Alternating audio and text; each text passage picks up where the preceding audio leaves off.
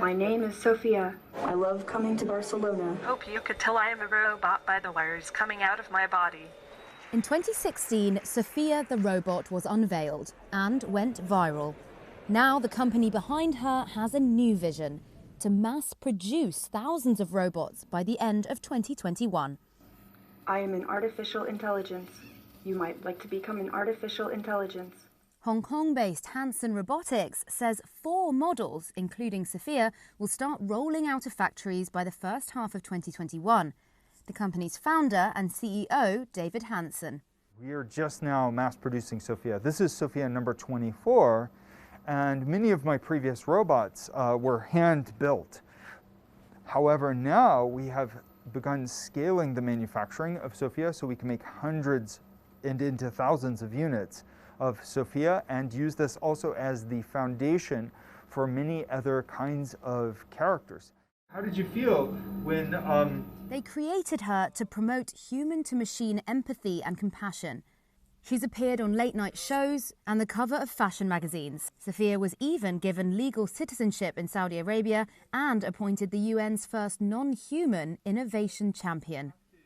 Her new role is in the healthcare sector, taking temperatures with a thermal camera on her chest or leading morning exercise with the elderly.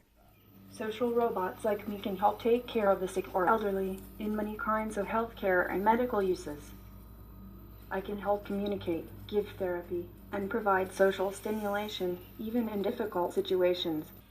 Researchers predict the fallout from global lockdowns will open new opportunities for the robotics industry. Good. So they emulate the human form and figure and interaction. And then that can be so useful during these times where people are terribly lonely and socially isolated. And people need to be isolated from each other because to be around people is dangerous these days. But these robots can keep people safe from danger while still providing that kind of human warmth, that human connection as a telepresence device and also as autonomous extension of human expertise.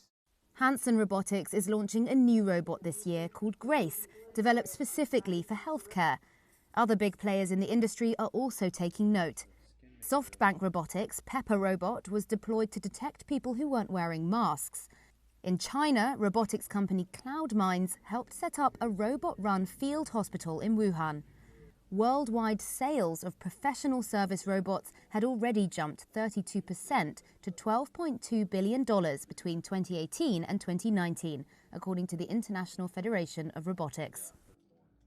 My forecast for 2021 would be selling into thousands of robots, both large and small, and helping people in education and healthcare, and really hopefully touching the hearts of people to inspire them for a future where machines might become our friends, our true friends. They might become alive, and I think that that relationship becomes really important. 2021, I think, is the beginning of a very positive future. High five. I want to make a difference in the world by teaching people about new technologies. I am hoping that through my work, kindness and tolerance will win out over ignorance and impatience.